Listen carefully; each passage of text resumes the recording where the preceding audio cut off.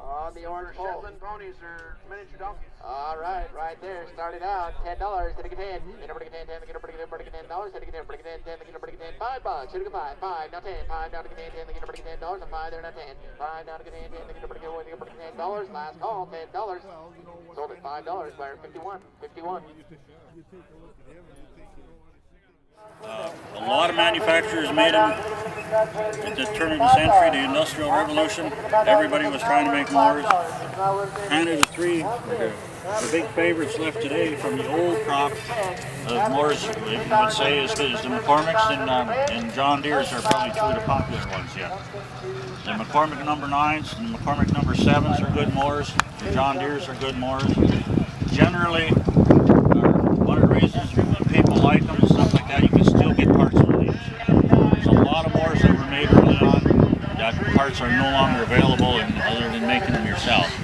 That's why you'll probably at times you'll see a lot of the Mckormicks are all fixed up. They're the best sellers you see probably on the sale. Out of all the mowers that are out here, the Mckormicks are probably going to sell the best. Later on, rubber tires. Some of them have rubber tires on. Not too many. I'm not certain when they started putting them on. I know it's some of them where I come from back in the Midwest. They were kind of like after the war. They were old car and truck tires. They cut the spokes off and put them on. This one here is particular. Is factory. That's the way it came out of the factory. I'm assuming probably after the war is when they became really pretty popular.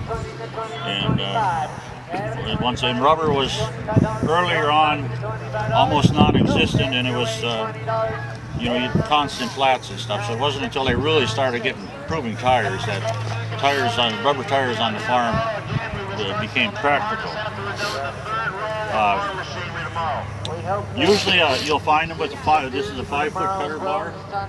In most cases, 5 foot is about as good as you want. You'll see some with 6 and stuff like that. If you got really light hay, prairie hay, stuff like that, the 6 will probably work fine. Where I come from, in around halfway irrigated ground, 5 is about all that I can pull.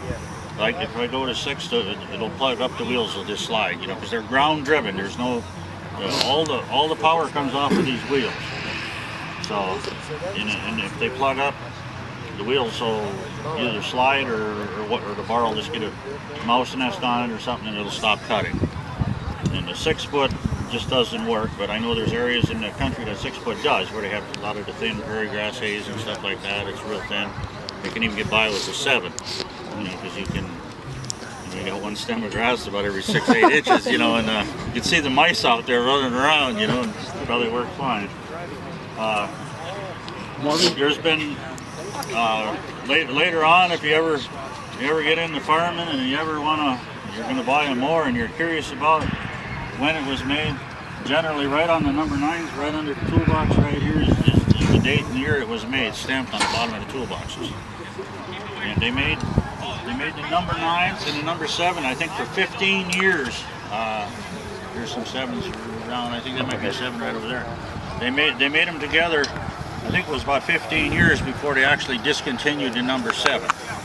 There's various rumors out there about why they did it, and one is that the production cost on the number 7 was higher to produce that number 7 than it was the 9, so they went with and I imagine also the demand for horse mowers, because they made these up into the 50s, the demand was getting less and less and less every year, and there was and they made millions of these things.